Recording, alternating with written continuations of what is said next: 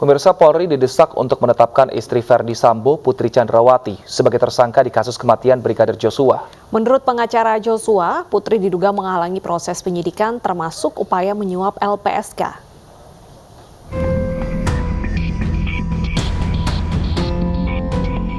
Pengacara keluarga Brigadir Joshua Kamarudin Simanjuntak meminta Polri untuk segera menetapkan istri Verdi Sambo, Putri Chandrawati sebagai tersangka dalam kasus kematian Brigadir Joshua. Menurut Kamarudin, istri Sambo diduga telah terlibat dalam insiden tewasnya Brigadir Joshua. Kamarudin beranggapan Putri Chandrawati diduga telah berusaha untuk menghalangi proses penyidikan termasuk dugaan upaya untuk menyuap LPSK. Jadi kita pikir ini sandiwara semua. Kemudian udah saya analisa juga percakapan WhatsApp beliau dengan almarhum maupun dengan adik almarhum, tidak ada perbuatan pelecehan itu dari awal, sudah kita yakin. Oleh karena itu, karena saya sudah berusaha menolong dia, bahkan saya kepengen bertemu sama Ibu Putri ini, tetapi dia tidak mau, terus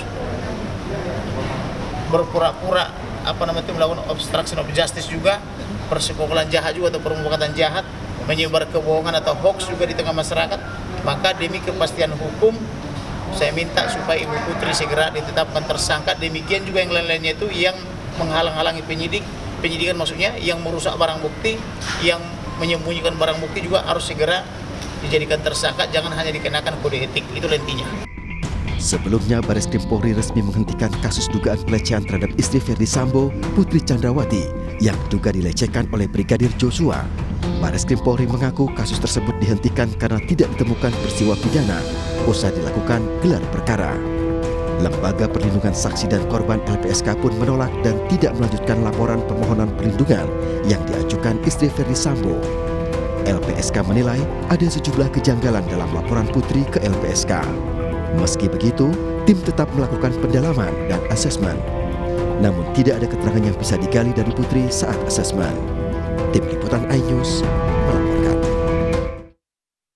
Sementara terkait dugaan gangguan jiwa yang sebelumnya ramai beredar, LPSK memastikan bahwa Putri Chandrawati tidak mengalami gangguan jiwa.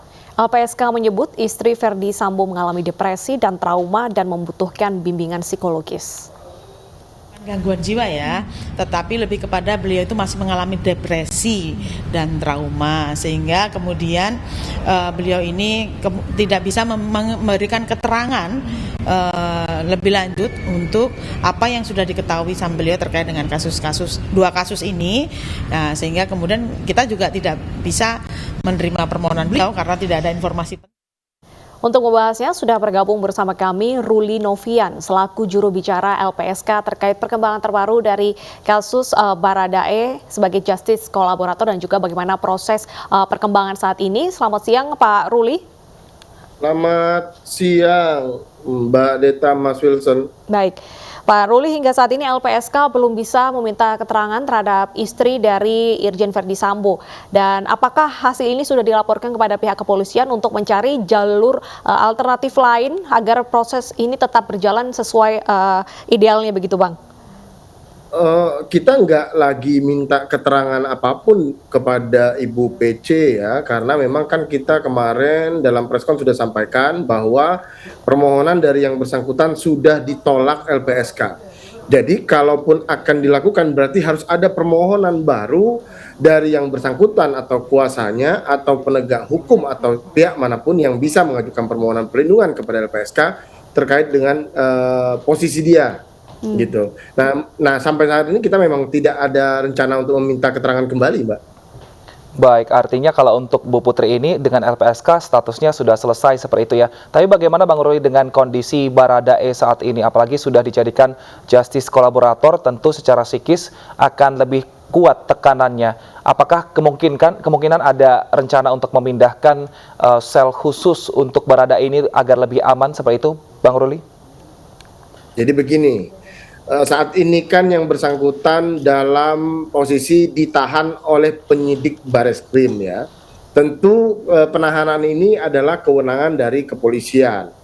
Maka LPSK dalam melakukan perlindungan yang sudah dilakukan sejak Jumat minggu lalu itu berkoordinasi dan kita sudah menempatkan personil-personil LPSK untuk melakukan pengamanan dan pengawalan terhadap yang bersangkutan.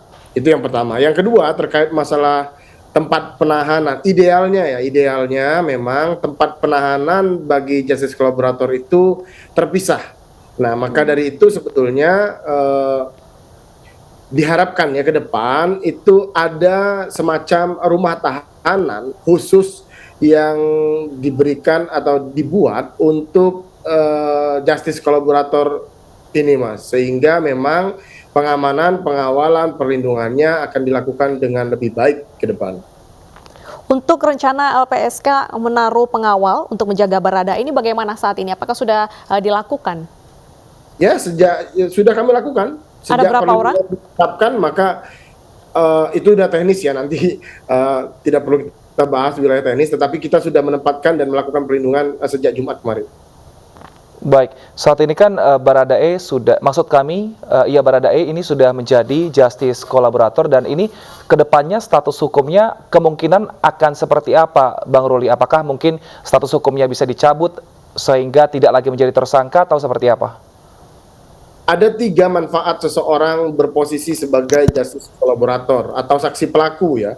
Saya menggunakan undang-undang saja, bahasa Undang-Undang 31 2014 itu sebetulnya saksi pelaku. Nah, ada 3 hal yang penting. Yang pertama adalah perlindungan. Itu yang sudah dilakukan saat ini. Yang kedua ada perlakuan khusus. Perlakuan khusus itu berupa pemisahan tahanan dari tahanan pelaku lainnya dan juga pemisahan berkas atau splitsing dari pelaku-pelaku lainnya. Kenapa ini dilakukan? Perlakuan khusus ini agar menjaga dapat memperkuat konsistensi dan mengecek keterangan yang bersangkutan dalam perkara-perkara lainnya. Dan dalam prakteknya kemudian diharapkan bahwa yang bersangkutan kemudian didakwa terakhir kali setelah memberikan keterangan pada proses peradilan. Nah, perlakuan khusus ini sangat erat kaitannya dengan perlindungan tadi yang saya sampaikan di awal. Dan yang ketiga adalah penghargaan. Kalau sudah wilayah penghargaan, pertama tentu yang bersangkutan ini bisa dipidana atau dihukum paling ringan, setidaknya paling ringan dari pelaku lainnya, gitu ya. Atau kemudian ketika sudah menjadi narapidana, maka dia mendapatkan hak-hak narapidana tambahan, seperti remisi tambahan misalnya. Nah, hal tersebut diatur di dalam Undang-Undang 31 2014, begitu. Baik. Setelah memberikan pengamanan 24 jam kepada Baradae, saat ini ke depannya apa tahapan selanjutnya dalam kasus ini, Pak Roni? Gimana, Mbak? Ulangi. Baik, tahapan setelahnya ini apa, Bang Ruli, setelah menjadi justice kolaborator? Oh iya, tentu LPSK akan melakukan pendampingan pada setiap tahapan pemeriksaan terhadap yang bersangkutan. Artinya LPSK selalu mendampingi untuk memberikan penguatan dalam keterangan yang akan diberikan. Pengamanan pengawalan terhadap fisik juga dilakukan. Nah, kita tunggu nanti tahapan berikutnya apakah ada perkembangan baru, dan jika nanti sampai di wilayah kejaksaan, di wilayahnya pengadilan, maka LPSK akan segera berkoordinasi juga dengan pihak-pihak kejaksaan maupun pengadilan. Baik, terima kasih Bang Ruli Novian, juru bicara LPSK telah bergabung bersama kami di iNews Siang. Kita harapkan semoga kasus ini cepat selesai. Terima kasih Bang Ruli, sehat selalu.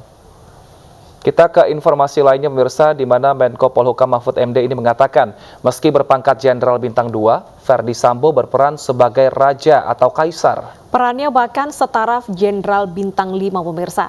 Oleh karena itu perlu pengawasan melekat dalam mengusut kasus meninggalnya Brigadir Joshua.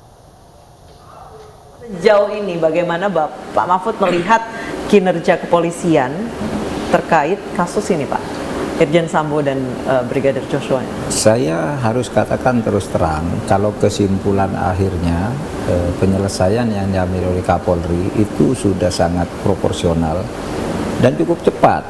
1 bulan loh selesai dalam kasus yang begini rumit. Dan begitu sensitif ya, Pak? Begitu sensitif dan rumit karena yang melakukan itu adalah pejabat tinggi Polri yang sebenarnya kalau dihitung bintangnya itu seperti bintang 5. Kenapa tuh, Kadif Propam itu bintang 2. Tapi anak buahnya yang bintang 3, kepala bironya itu ada 3 yang seluruhnya tunduk pada ini. Dia yang meriksa atas perintah ini, apakah ini teruskan apa enggak. Atas perintah ini terus ditindak di sini, mau dihukum apa enggak terserah sini.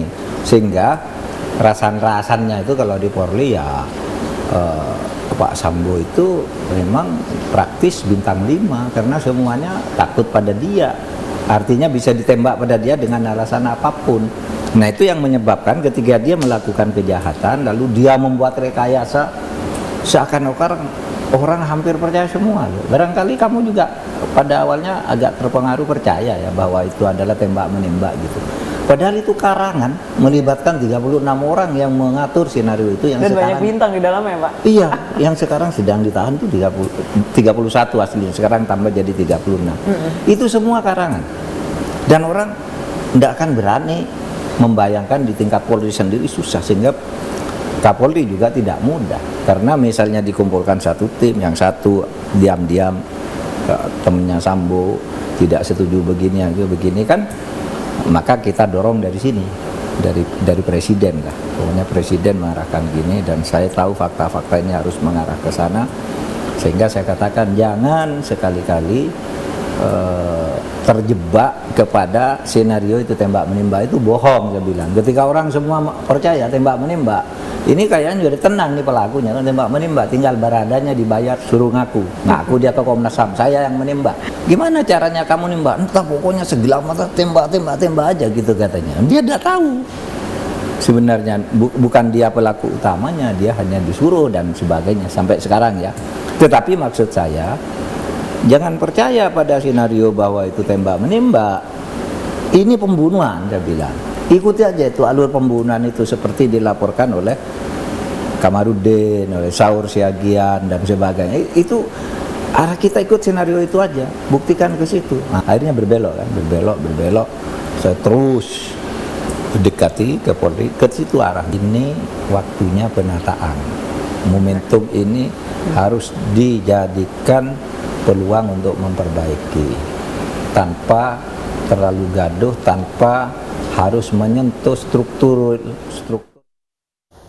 Pemirsa, seorang siswa kelas 6 SD di Salatiga nekat memanjat tiang untuk memperbaiki bendera yang tersangkut. Simak informasi selengkapnya usai jeda berikut, tetaplah di iNews Siang.